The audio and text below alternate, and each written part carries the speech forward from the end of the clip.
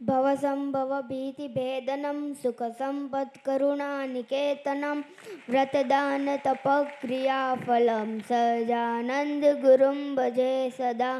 સજાનંદ સ્વામી મહારાજને જય. 21મી સદીનો સૂર્ય ઉગવાની તૈયારી હતી અને અષાઢી વરસાદને પીને ધરતી તૃપ્ત થઈ ગઈ હતી.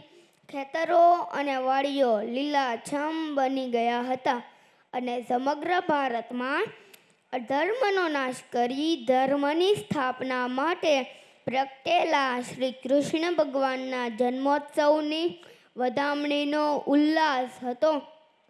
અને આચાર્ય શ્રી નરેન્દ્ર પ્રસાદજી મહારાજના હૈયામાં પણ હરખના પૂર રેલાયા હતા.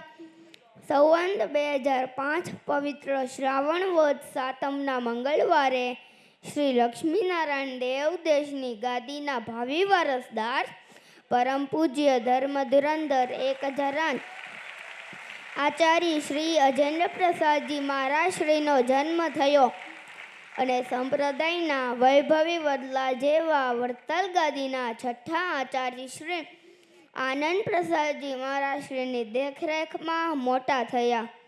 માત્ર 12 વર્ષની નાની ઉંમરથી જ મહુવા વિસ્તારમાં 17 દિવસનો પ્રવાસ ખેડી સત્સંગ વિચરણના શ્રી ગણેશ કર્યા અને સંપ્રદાયના નાના મોટા ઉત્સવોને લાલજી તરીકે શોભાવ્યા.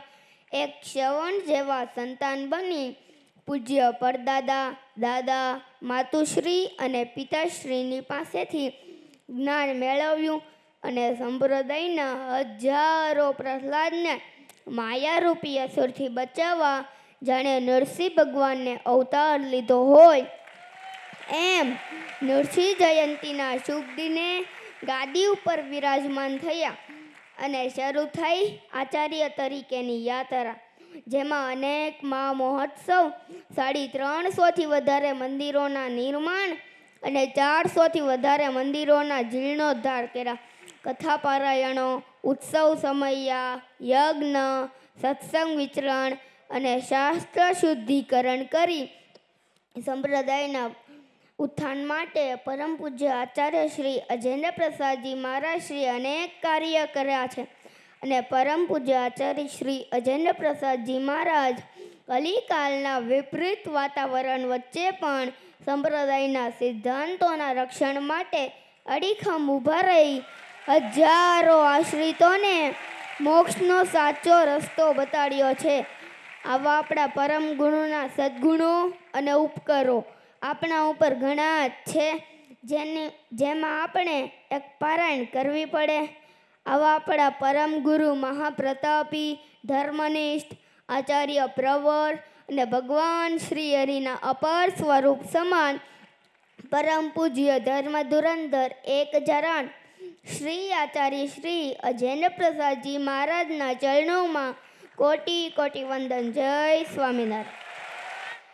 રૂપે પુષ્પમાળા ગ્રહણ કરશે. વાલા ભક્તજનો, બાલલાલજી મહારાજે અથાગ પ્રયત્ન કરી અને કેવા બાળકોને તૈયાર કર્યા છે અને એ પ્રસંગે મને કહેતા મન થાય કે આવતા ડિસેમ્બર મહિનાની અંદર પણ વાહ મોકે પે ચોકા.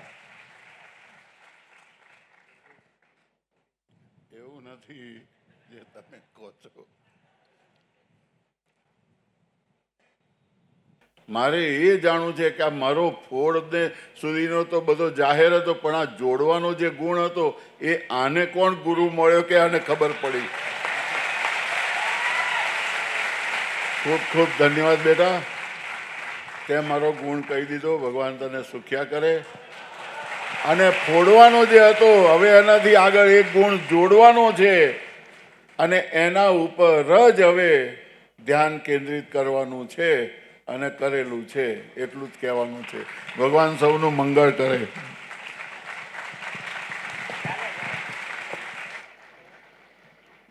આવડી ઉંમરમાં જઈએ પૂજ્યપાદ મહારાજશ્રીના કેવા અલભ્ય દિવ્ય આશીર્વાદ વાલા ભક્તનો પાઠવી લીધા. અને પૂજ્યપાદ મહારાજશ્રી જેમ કીધું એમ સંપ્રદાયની અંદર અમે જોડવાનું કાર્ય કર્યું છે અને ભક્તજનો એનો જીવતો જાગતો નમૂનો આપણને દેખાતો હોય તો ખાય છે. બેસવાની જગ્યા નથી અને